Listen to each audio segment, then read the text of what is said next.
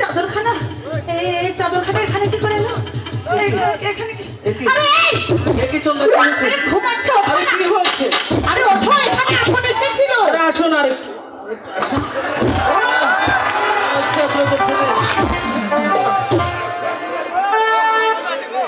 কি বললে আপন মানে আপন? হ্যাঁ হ্যাঁ হ্যাঁ, আপন এসেছিল। তোমার আবার কি আছে? আরে তোমার চেয়ে বড় আপন না, এটা আমার সতীনের ছেলে আপন। ওরে বাবা রে, কি বললে? তুমি আর আমি কি করছি? এই চাদর তুমি কোথায় পেলে? কতখানি প্রেম করেছি, কতটুকু ভালোবাসা করেছি, আমার সতীনের ছেলে আপন এসে সব ওজন করে নিয়ে গেছে। কেন কি করবো চন্দ্র? তুমি পালাও, পালাবো? পালাও। আমাদের যেতে ইচ্ছে করছে না চন্দ্রা, আমাদের যেতে ইচ্ছে করছে না চন্দ্রা, ছাড়ো না। চন্দ্রা। পুরি বাবা রে, কি জানে আসছে? পুরি বাবা রে, আমি পালাই। চন্দ্রা, চন্দ্রা আমি কে জানে আসছে?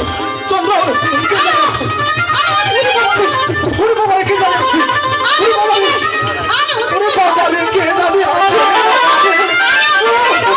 চন্দ্রা, চন্দ্রা, পুরি বাবা রে, পুরি বাবা রে, পুরি বাবা রে, কি জানে আসছে? চন্দ্রা আমি যাই যাই, চন্দ্রা, চন্দ্রা, চন্দ্রা আমি যাই, চন্দ্রা, চন্দ্রা, তুমি আমাকে মারতে এখানে নিয়ে এসেছিলে চন্দ্রা, আমি যাই চন্দ্রা, চন্দ্রা, আমাকে ভুলে যাও চন্দ্রা, চন্দ্রা আমাকে ভুলে যাও তুমি চন্দ্রা, চন্দ্রা। আজকের এই ঘটনার পর আমি মনে রাখবো কিনা সেটাই জানতে পারছি না। ও বলছে আমাকে ভুলে যেতে বললেই কি আমি ভুলে যাবো?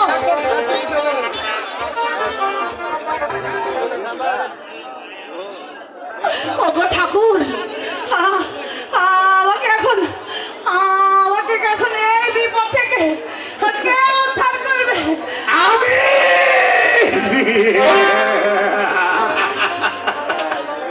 আপনি? হ্যাঁ, আমি আড়াল থেকে দাঁড়িয়ে আপনার সব লীলা খেলা দেখে ফেলেছি। সব দেখেছেন? হ্যাঁ, সব শুনেছেন? শুনেওছি। মন্ত্রী মশাই, তাহলে আপনি সত্যি সত্যি আমাকে এই বিপদ থেকে রক্ষা করবেন তো?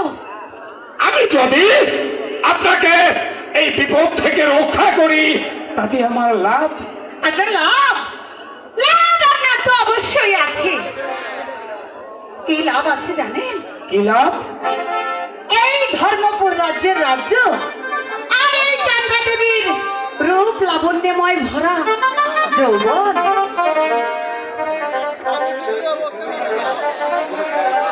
একদিকে এই ধর্মপুরের রাজ সিংহাসন, অন্যদিকে চন্দ্রা দেবীর রূপ লাবণ্যময় জীবন।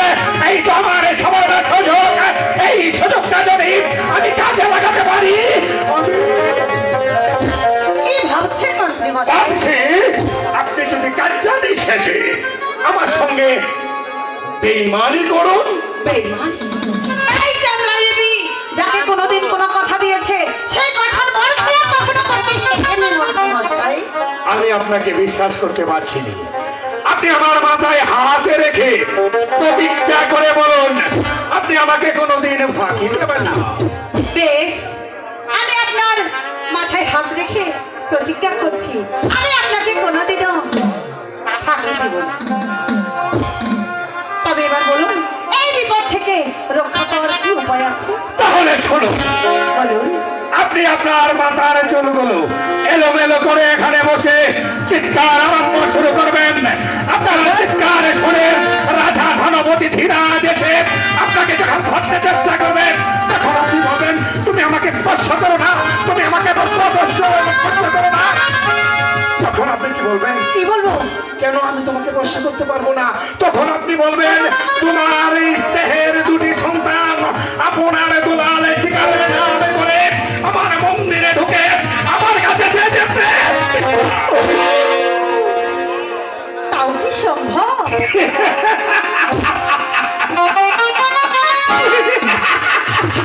এই বিচার থেকে আপনি যদি বাঁচতে চান এতটুকু মিথ্যে কথা আপনাকে যে বলতে হবে। কিন্তু যদি যদি মহারাজ এই কথাটা বিশ্বাস না করে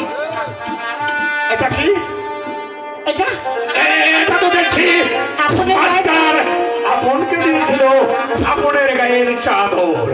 আপনি রাজা ধনপতি ধীরাজকে বলবেন, আপন যখন আমার কাছে প্রেম দীক্ষা চাইতে আসে তখন আমি জোরপূর্বক মানবে আমি প্রমাণ স্বরূপ রেখে দিয়েছি আপনের গায়ের চাদর।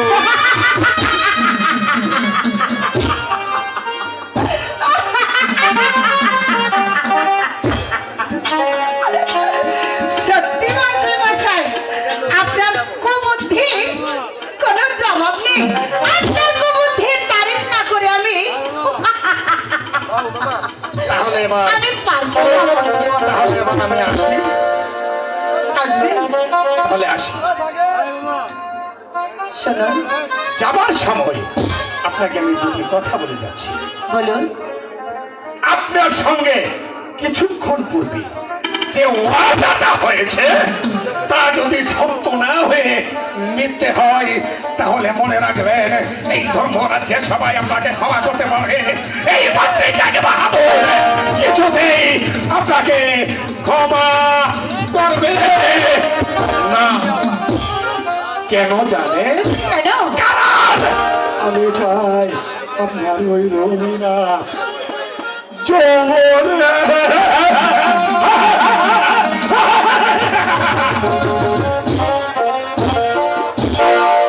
আপনাকে আর অনেক ভাবতে হবে না। আপনি যে আমাকে কত বড় বিপদ থেকে রক্ষা করছেন, যৌবন ও তো জল ভাত।